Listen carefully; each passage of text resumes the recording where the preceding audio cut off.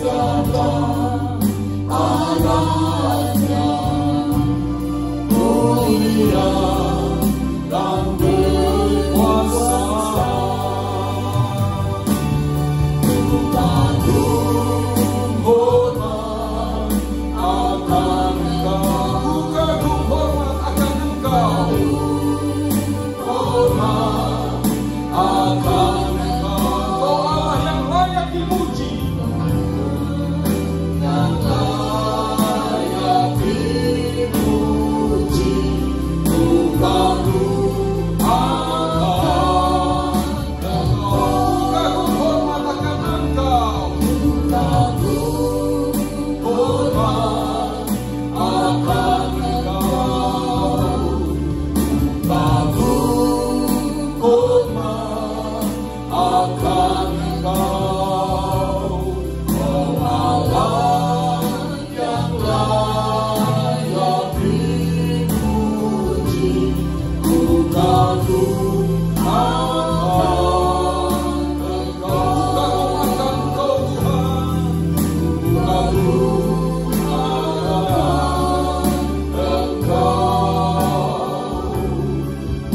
Agar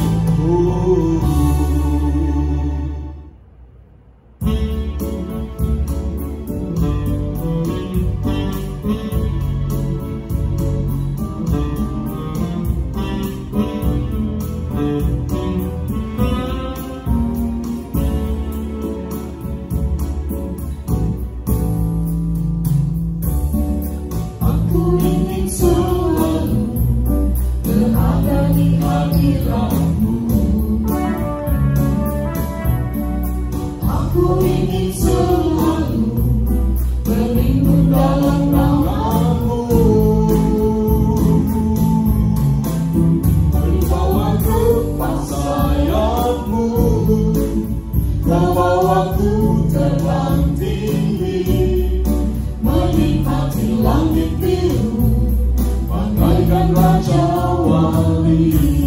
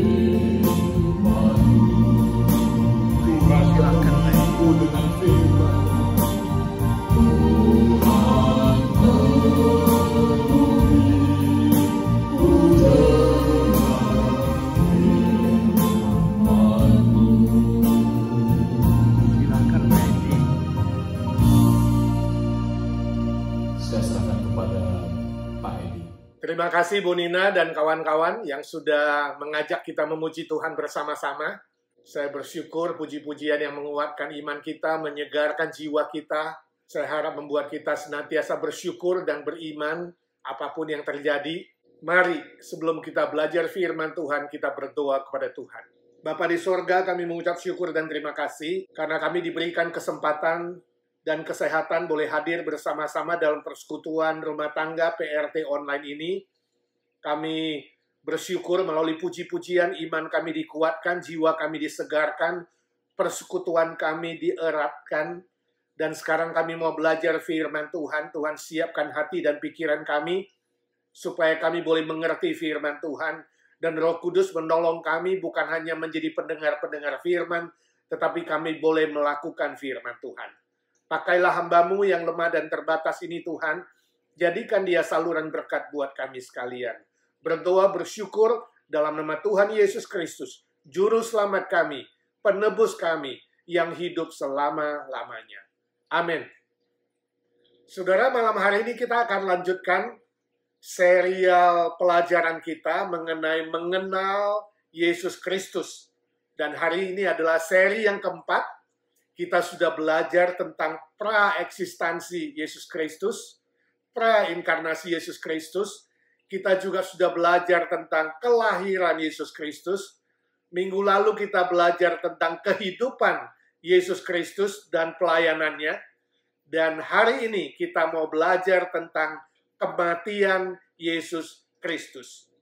Izinkan saya tanya kepada saudara, menurut saudara, mungkinkah Allah itu mati? Allah yang sejati? Kalau saudara mengatakan tidak mungkin, sebab Allah itu maha hidup, dia hidup selama-lamanya. Lalu kenapa Yesus Kristus harus mati? Kalau Yesus adalah Allah, kenapa dia harus mati? Ingat saudara, Yesus Allah 100%, tapi dia juga manusia 100%. Dan dia diutus oleh Bapa di sorga, datang ke dunia ini, menjadi manusia 100%, yang berdarah daging, yang bisa mati. Dan dia diutus dengan satu tujuan, supaya dia mati untuk menanggung hukuman dosa kita. Sebab hukuman dosa, upah dosa itu adalah maut atau kematian. Lalu saudara bertanya lagi, kenapa manusia harus dihukum mati? Apakah tidak ada hukuman lain yang lebih tidak kejam, yang lebih pantas? Saudaraku, dosa sama dengan melawan Allah. Memberontak kepada Allah yang maha hidup. Maka yang melawan Allah yang hidup harus menghadapi hukuman mati atau kematian. Ini logika bukan? Lawannya hidup adalah mati. Namun saudara, soal kenapa Allah memilih hukuman dosa adalah maut, itu sepenuhnya hak Allah. Sepenuhnya otoritas Allah yang maha daulat dan maha kuasa. Kita tidak tahu kenapa, tapi itulah hukum yang paling adil untuk dosa yang melawan Allah yang maha hidup dan maha kudus. Oh, ada lagi yang mungkin bertanya, bukankah hukuman mati itu menunjukkan sifat Allah yang kejam? Katanya Allah itu maha kasih, katanya Allah itu maha baik. Bukankah kalau Allah memberi hukuman mati kepada manusia itu menunjukkan kekejaman Allah? Saudara, jawabannya bukan Allah yang kejam, tetapi keadilan Allah. Jadi hukuman dosa adalah maut, Itu adalah sebuah keadilan. Sebab Allah yang sejati tidak bisa tidak adil. Dia harus adil. Dia harus menghukum manusia berdosa yang sengaja melawan dan memberontak kepada Allah. Namun, Allah itu tetap Maha Kasih. Allah itu tetap Maha Baik, sehingga dia mengutus Yesus Kristus, Sang Firman, turun ke dunia ini. Dia tahu manusia tidak bisa menyelesaikan dosanya sendiri. Itu sebabnya Allah sendiri turun, Sang Firman Allah, turun menjadi manusia 100% untuk menggantikan hukuman dosa kita. Itulah bukti bahwa Allah tetap Maha Kasih, tetap Maha Baik. 3,5 tahun Yesus melayani secara umum, mengabarkan Injil, mengabarkan tentang kerajaan Allah, melakukan banyak mujizat yang memberkati banyak orang. Para pemimpin agama Yahudi, orang Farisi, ahli Taurat, para imam, mereka iri hati, mereka keras hati, mereka tidak mau menerima Tuhan Yesus. Mereka menolak ajaran Tuhan Yesus dan mereka merencanakan kejahatan untuk membunuh Yesus.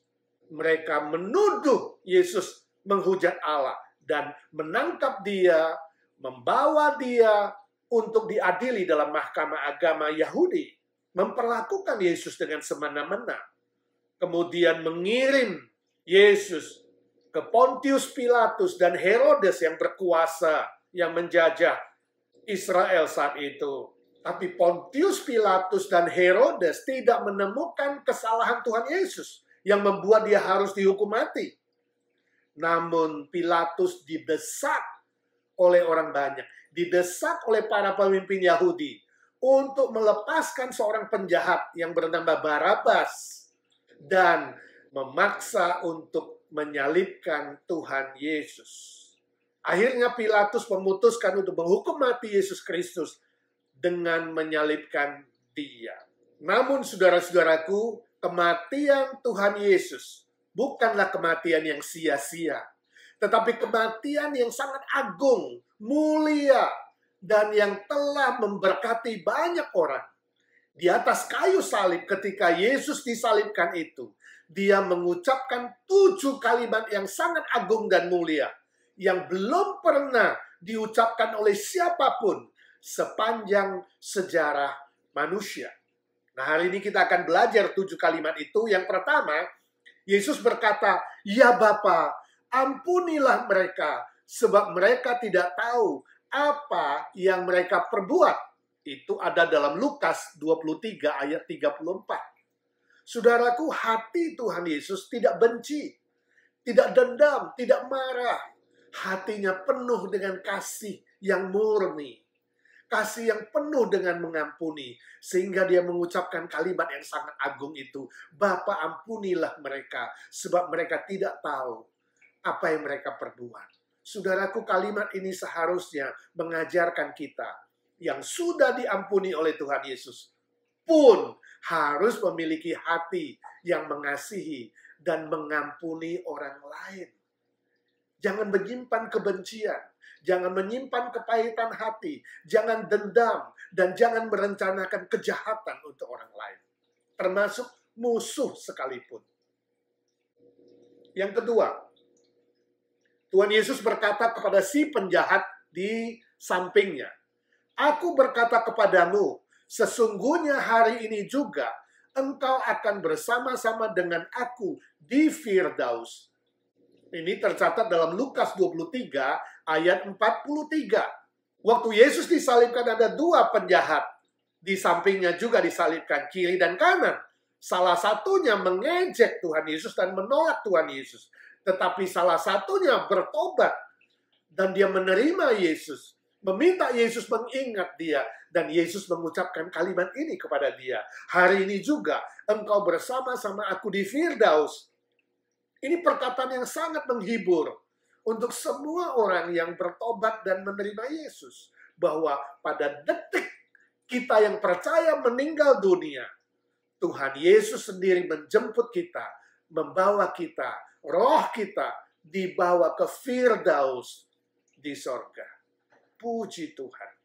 Inilah jaminan kepastian keselamatan bagi orang-orang yang sudah percaya kepada Tuhan Yesus. Kita diselamatkan bukan karena jasa kita, bukan karena usaha kita. Penjahat itu belum sempat berbuat baik, belum sempat berusaha ini dan itu, tapi diselamatkan semata-mata karena anugerah dari Tuhan, karena beriman kepada Tuhan Yesus. Yang ketiga, Yesus berkata kepada Maria, "Ibu, inilah anakmu." Dia menunjuk kepada Yohanes. Lalu Yesus berkata kepada Yohanes, muridnya yang paling dekat dan paling dikasihinya. Dia berkata, "Inilah ibumu." Saudara bisa baca di Injil Yohanes 19 ayat 26 sampai 27. Saudaraku, di atas kayu salib Yesus mengingat Maria yang melahirkannya. Dia menitipkan Maria kepada Yohanes, murid yang paling dikasihinya. Artinya Tuhan Yesus tahu menghormati orang tua, tahu memelihara orang tua dengan menitipkan kepada Yohanes. Dan kita tahu dalam sejarah, Yohanes kemudian tinggal bersama dengan Maria, menjaga Maria, memelihara dia sampai akhir hidup Maria. Perkataan ini mengajarkan kita hari ini, sebagai anak-anak pun kita harus menghormati orang tua, berbakti kepada orang tua, dan memelihara orang tua kita sampai akhir hidupnya. Nomor 4, Yesus berteriak, "Eli, Eli, lama sabatani." Artinya, "Allahku, Allahku, mengapa engkau meninggalkan aku?" Dicatat dalam Matius 27 ayat 46. Ketika Tuhan Yesus berteriak kalimat ini, Yesus sedang menanggung dosa seluruh dunia. Pada saat Yesus yang tidak berdosa harus menanggung dosa, Bapa di sorga yang maha suci sepertinya tidak bisa melihat itu, memalingkan wajahnya dan meninggalkan anak tunggal Allah ini sendirian. Saudaraku, ini adalah klimaks penderitaan Tuhan Yesus. Penderitaan yang paling berat ketika sang anak harus berpisah dari Bapa di sorga. Pribadi Bapa di sorga berpisah dengan pribadi Yesus Kristus yang tadinya adalah satu, yang setara.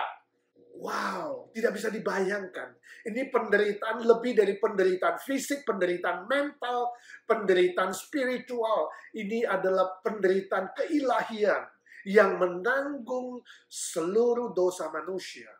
Dosa saya, dosa saudara. Puji Tuhan.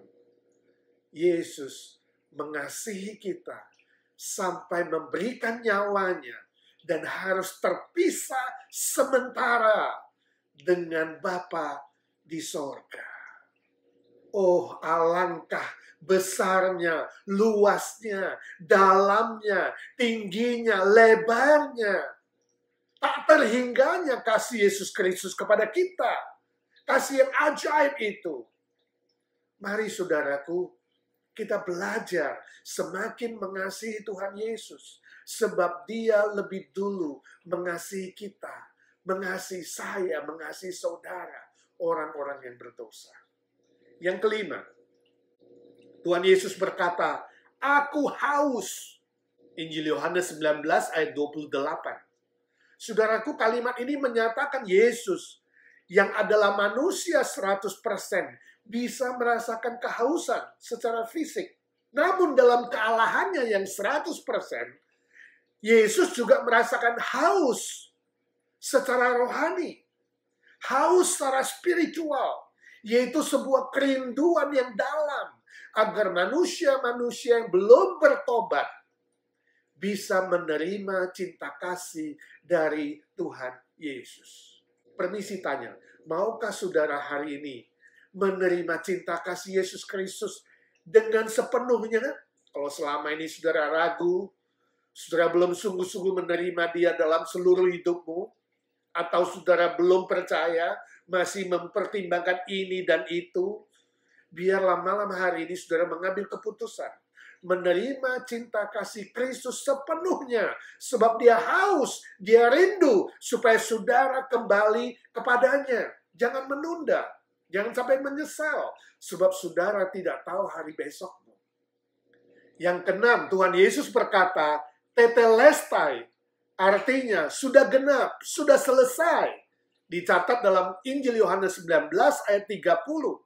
Kalimat ini menyatakan bahwa Yesus sungguh-sungguh sudah menggenapkan seluruh nubuatan janji keselamatan Allah bagi manusia sesuai dengan catatan perjanjian lama. Dan Yesus sudah menyelesaikan kehendak Bapa yang mengutusnya ke dunia ini untuk menjadi juru selamat yang mati bagi manusia. Keselamatan yang sejati sudah genap. Tidak perlu ditambah dengan usaha ini atau usaha itu. Tidak perlu ditambah dengan aturan ini dan aturan itu. Apapun yang dari manusia. 100% karya Yesus Kristus dan sudah sempurna. Kita hanya bisa mengatakan, aku bersyukur ya Tuhan. Aku berterima kasih Tuhan Yesus. Sebab Engkau telah menggenapkan keselamatan bagiku. Ajar aku senantiasa bersyukur dan tidak pernah melupakan cinta kasih. Amin. Yang ketujuh, Tuhan Yesus berkata, ya Bapa, ke dalam tanganmu kuserahkan nyawaku. Dicatat dalam Lukas 23 ayat 46. Saudara, kalimat ini membuktikan bahwa Yesus mati bukan membayar hutang kepada si iblis. Ini teologi yang salah. Keliru kalau Tuhan Yesus membayar hutang dosa kita kepada iblis. Tidak ada seorang pun yang berhak atas nyawa Yesus Kristus. Tidak ada seorang pun yang berotoritas mengambil nyawanya. Tapi Tuhan Yesus sendiri yang rela memberikannya, menyerahkannya kepada Bapa di sorga. Membayar hutang dosa kita. Membayar hutang keadilan kepada Bapa. Demi cinta kasihnya kepada manusia. Puji Tuhan. Dia berhak memberikan nyawanya. Dan dia berhak menerimanya kembali. Itu sebabnya 3 hari kemudian Yesus bangkit dari kematian. Saudara, pernahkah saudara menonton film yang berjudul The Passion of the Christ? Tentang kematian Yesus Kristus. Jim Caviezel yang memerankan Yesus Kristus itu pernah bersaksi. Dia bilang, bagian yang paling sulit bagi saya di dalam syuting film ini, bagian yang paling mengerikan bagi saya juga bagi banyak penonton, adalah ketika Yesus Kristus yang diperankan oleh saya harus dicambuk. Karena saat itu memakai cambuk yang sungguh-sungguhan. Seperti zaman itu. Yang ujungnya ada duri yang tajam. Sedangkan tubuh saya hanya ditutupi oleh papan yang tebalnya 3 cm. Nah, suatu waktu ada pemeran prajurit Romawi yang mencambuk saya itu. Dengan tidak sengaja, dia telah mencambuk bagian tubuh saya yang tidak tertutup oleh papan.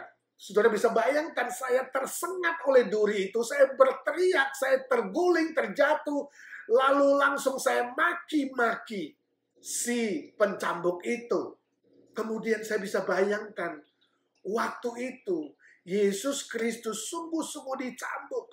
Tapi dari mulutnya tidak keluarkan makian, cacian, marah, dendam, atau benci. Malah dia bisa mengampuni orang-orang yang menganiaya dia, yang mencambuk dia.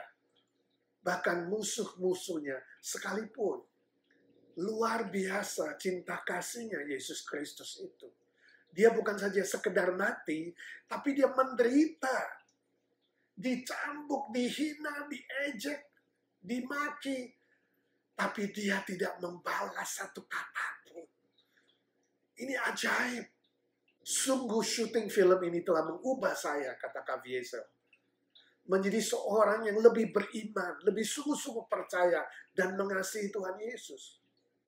Dan Caviezel bilang, salah satu yang mencambuk dia yang menjadi pasukan Roma itu adalah orang Muslim. Ketika syuting film itu selesai, orang Muslim itu menangis. Menangis karena merasakan kasih Tuhan Yesus yang maha besar, yang maha ajaib. Dan singkat cerita, orang Muslim itu menerima Yesus Kristus menjadi Tuhan dan Juru Selamatnya. Puji Tuhan. Kematian Yesus Kristus adalah kematian yang ajaib. Kematian yang mujizat. Yang telah mengubah begitu banyak manusia. Permisi tanya, apakah kematian Yesus Kristus, cinta kasih Yesus Kristus yang besar juga mengubah hidup saudara? Ada perubahan-perubahan apa? Perubahan yang positif, yang baik, yang benar, yang terjadi pada dirimu? Ataukah selama ini saudara hanya percaya di bibir, mulut, dan di otak saja? Atau secara tradisi saja? Jangan jadi orang Kristen palsu, yang pura-pura percaya, yang hanya percaya di mulut saja, yang hidupnya kompromi dengan dosa, bahkan masih bergelimang dosa, atau lebih jahat dari orang-orang yang belum percaya. Jangan, tapi sungguh-sungguh berubah, bertobat. Beriman yang sejati adalah beriman yang diubahkan 180 derajat. Diubah menjadi ciptaan yang baru oleh cinta kasih Tuhan Yesus yang maha besar, maha mulia, maha ajaib. Coba periksa kehidupan saudara selama ini. Dari sebelum percaya dan sesudah percaya, ada perubahan apa? Biarlah Tuhan Yesus menolong saudara, menolong kita sekalian. Semakin hari semakin diubahkan menjadi ciptaan baru yang memuliakan Bapa di sorga dan menjadi berkat bagi banyak orang lain. Amin. Selanjutnya, ada beberapa keajaiban lain yang terjadi pada saat kematian Yesus Kristus. Mari kita membaca dari Matius pasal 27, ayat 45, 51, dan 54. Demikian firman Tuhan. Mulai dari jam 12, kegelapan meliputi seluruh daerah itu sampai jam 3. Ayat 51. Dan lihatlah, tabir bait suci terbelah dua, dari atas sampai ke bawah. Dan terjadilah gempa bumi, dan bukit-bukit batu terbelah. 54. Kepala pasukan dan prajurit-prajuritnya yang menjaga Yesus menjadi sangat takut ketika mereka melihat gempa bumi dan apa yang terjadi. Lalu berkata, sungguh dia ini adalah anak Allah. Saudaraku, luar biasa sekali. Tidak ada seorang pun di dunia ini yang kematiannya begitu ajaib, penuh dengan berbagai mujizat. Bukan saja di atas kayu salib, tapi dikatakan di sana terjadi kegelapan selama 3 jam, dari jam 12 sampai jam 3. Luar biasa. Seolah-olah seluruh alam semesta ikut bersedih karena keberdosaan manusia. Bersedih karena Sang Pencipta Yesus Kristus itu harus mati menggantikan manusia berdosa. Tabir bait suci terbelah dua. Ini menyatakan bahwa kematian Yesus Kristus telah menyelesaikan permusuhan antara Allah dan manusia. Pemisahan antara Allah dan manusia. Kini manusia yang percaya kepada Yesus boleh langsung menghadap Allah. Boleh langsung berdoa kepada Allah. Boleh langsung berbicara kepada Allah. Beribadah menyembah Dia. Tanpa harus ada pengantara. Seorang imam. Atau tokoh manusia siapapun. Gak perlu pengantara. Sebab Yesus Kristus adalah satu-satunya pengantara. Antara kita dengan Bapa di sorga. Lalu terjadi gempa bumi yang dahsyat. Hingga semua orang ketakutan, kaget, terheran-heran. Bahkan kepala pasukan Romawi dan prajurit-prajuritnya pun ikut ketakutan. Dan mereka mengakui dari mulut pasukan Romawi, orang kafir itu yang tidak percaya pun mengakui bahwa Yesus Kristus ini benar-benar adalah anak Allah. Mujizat bukan? Ajaib bukan? Bahwa seluruh proses kematian Yesus Kristus adalah sebuah bukti bahwa Yesus Kristus benar-benar anak Allah yang datang dari sorga. Mesias, Juru Selamat, yang datang untuk mati menggantikan hukuman manusia. Puji Tuhan. Selanjutnya kita akan melihat beberapa bukti bahwa Yesus itu sungguh-sungguh mati. Yang pertama, lambung Yesus ditikam dan mengeluarkan air dan darah. Dicatat dalam Yohanes 19:34. Yang kedua, tulangnya tidak dipatahkan. Yohanes 19 ayat 36. Biasanya kalau penjahat yang disalibkan itu belum mati, menjelang hari Sabat, dia diturunkan, lalu kakinya dipatahkan supaya tidak melarikan diri. Tapi Yesus, kakinya tidak dipatahkan, artinya dia sungguh-sungguh sudah mati. Lambung ditikam, keluar darah dan air, pasti mati. Yang ketiga, kepala pasukan Romawi bersaksi bahwa Yesus sungguh-sungguh sudah mati dan mayatnya bisa diserahkan kepada Yusuf Arimatea berdasarkan perintah dari Pilatus. Itu dicatat dalam Markus 15 ayat 44 sampai 45. Yang keempat, mayat Yesus diminyaki dengan mur dan gaharu, lalu diberi kain kapan yang total beratnya kira-kira 34 kilogram. Ini pasti mati. Yohanes 19:39 sampai 40. Lalu yang kelima, mayatnya Yesus dikuburkan, disegel, dijaga ketat oleh pasukan Romawi. Matius 27 ayat 66. Nah, saudara, semua catatan sejarah ini membuktikan Yesus Kristus benar-benar mati. Dia sah menggantikan hukuman mati yang harus kita tanggung. Yesus bukan mati suri atau pura-pura mati.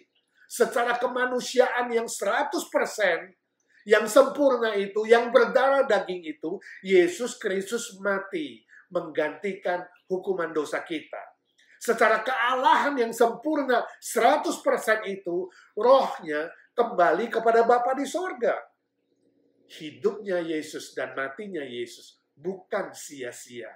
Tapi sepanjang sejarah manusia hingga hari ini, bahkan hingga nanti sampai kiamat, nama Yesus akan selalu dikenang, akan semakin terkenal, dikenal, dan diimani, dipercayai oleh banyak orang. Sebab dia sungguh-sungguh Allah yang menjadi manusia, yang mati buat kita, menjadi juru selamat satu-satunya yang bisa membawa kita kembali ke surga. Pernahkah saudara mendengar nama C.S. Lewis? Dia adalah seorang profesor filsafat dan literatur dari Inggris. Dia mengajar di Oxford University. Dia adalah seorang agnostik, artinya ragu-ragu, tidak bisa percaya. Agnostik itu sepupunya ateis yang tidak percaya adanya Tuhan. Ketika Lewis belajar tentang Yesus, dia penasaran kenapa orang ini begitu terkenal. Dia tidak percaya kekristenan. Dia ingin buktikan bahwa Yesus itu dan ajaran kekristenan itu omong kosong. Tidak pantas untuk dipercayai. Lalu Lewis belajar sejarah tentang Yesus. Kehidupannya, kematiannya, sampai kebangkitannya. Seluruh sejarah Tuhan Yesus. Kemudian Lewis malah kagum. Dia berubah. Dia katakan, ini orang hebat. Orang seperti Yesus cuma ada 3 kemungkinan. Dia itu orang gila atau lunatik, atau dia itu liar, pembohong, atau dia sungguh-sungguh adalah Tuhan atau Lord. Lalu setelah belajar dia katakan, kemungkinan pertama Yesus orang gila, lunatik, tidak terbukti. Sebab semua perkataan Tuhan Yesus, semua ajaran Tuhan Yesus, semua kehidupan Tuhan Yesus tidak menunjukkan dia gila. Memang dia melakukan banyak hal-hal yang kontroversial, tetapi dia lakukan dengan waras. Bahkan di atas kayu salib ketika Yesus mati, dia mengucapkan kalimat-kalimat yang sadar dan waras. Yesus tidak depresi, Yesus tidak halusinasi, dia bukan gila, tapi sungguh-sungguh perkataan-perkataan Yesus itu, khususnya 7 kalimat agung di atas kayu salib, adalah kalimat yang mulia, yang agung, yang sungguh-sungguh menjadi berkat untuk orang lain. Tidak mungkin Yesus itu gila. Lalu kemungkinan kedua, Yesus itu pembohong atau liar. juga tidak terbukti. Sebab dari seluruh kehidupan Yesus Kristus, dari seluruh perkataan dia, ajaran dia, tidak pernah dia berdusta. Tidak pernah dia menipu orang lain. Tidak pernah dia itu berbohong. Tidak ada dosanya. Yesus tidak berdosa. Bahkan seluruh hidupnya yang penuh dengan mujizat itu justru menjadi berkat untuk orang lain. Orang lainlah yang menipu dia. Orang lainlah yang berbohong. Orang lainlah yang berhutang kepada Yesus Kristus. Jadi Yesus bukan pembohong. Jadi hanya tinggal kemungkinan ketiga. Yesus itu Tuhan, Lord. Inilah yang benar. Semua perkataannya, semua ajaran dari Tuhan Yesus itu penuh kuasa, penuh mujizat. Kematiannya pun agung dan mulia. Bahkan kebangkitannya menggemparkan dunia. Mulai abad pertama sampai abad 20. Banyak murid-muridnya yang rela mati untuk Tuhan Yesus. Kalau Yesus orang gila, kalau dia pembohong, kalau dia bukan Allah, tidak ada manusia yang mau mati bagi dia. Luar biasa. Yesus pasti Tuhan yang sejati, yang datang dari sorga, yang sungguh-sungguh mengasihi orang-orang yang berdosa. Sehingga cerita akhirnya C.S. Lewis yang agnostik dan ateis itu percaya kepada Tuhan Yesus. Dia cerita kepada teman-temannya, mulai memberitakan Yesus. Teman-temannya juga yang ateis, yang liberal, yang agnostik, tertawa lalu bilang, mungkin aja Yesus itu manusia sempurna. Kenapa kesimpulanmu dia harus menjadi Tuhan? Kalau dia bukan pembohong, kalau dia bukan orang gila, seluruh hidupnya hebat, dia adalah manusia sempurna. Tapi Lewis menjawab, dia bilang, kalau ada satu orang yang sempurna di dunia ini, dia pasti adalah Tuhan. Sebab dari dulunya, tidak pernah ada satu manusia pun yang sempurna. Jadi kalau ada satu manusia sempurna seperti Yesus, pasti dia adalah Tuhan yang turun dari sorga. Puji Tuhan. Akhirnya, Lewis menyerahkan hidupnya menjadi hamba Tuhan yang full time mengajar tentang Tuhan Yesus, mengajar teologi, dan dia menulis banyak buku, menjadi teolog yang terkenal, yang sudah memberkati banyak orang, khusus yang di abad 20 sampai hari ini. Bahkan Lewis pun menulis buku-buku untuk anak-anak yang mengajarkan dan menceritakan Yesus. Pernahkah saudara baca buku serial yang bernama Narnia? Atau ada filmnya Narnia. Saudara pernah nonton? Itu cerita tentang Tuhan Yesus. Saudara, bila hari ini engkau merasa belum diampuni, engkau merasa masih berhutang dosa kepada Tuhan, ingat, engkau tidak bisa membayar hutang dosamu sendiri. Dengan usahamu, perbuatanmu, apapun yang kau lakukan. Terimalah Tuhan Yesus. Terimalah kematian Tuhan Yesus yang mulia dan agung itu. Rendahkan hatimu. Beriman kepadanya dan bersyukur dia mengasihimu dan mencintaimu. Terima cinta kasihnya. Jangan sombong. Jangan tinggikan dirimu. Tapi rendahkan hatimu. Jangan keraskan hatimu. Tapi lembutkan hatimu. Terima Tuhan Yesus yang sudah mati bagimu. Ingat, Yesus menderita supaya saudara bisa berbahagia. Yesus dipersalahkan supaya saudara bisa dibenarkan. Yesus rela mati supaya saudara mendapat hidup yang abadi. Yesus turun dari sorga supaya saudara bisa naik ke sorga. Maukah saudara rendahkan hatimu, lembutkan hatimu, dan sungguh-sungguh mengundang Yesus Kristus menjadi juru selamatmu yang mengampuni dosamu, menjadi Tuhanmu yang memberkati hidupmu. Bila saudara berkata saudara sudah percaya dan menerima Yesus Kristus, maukah saudara bertekad lebih mengasihi Dia?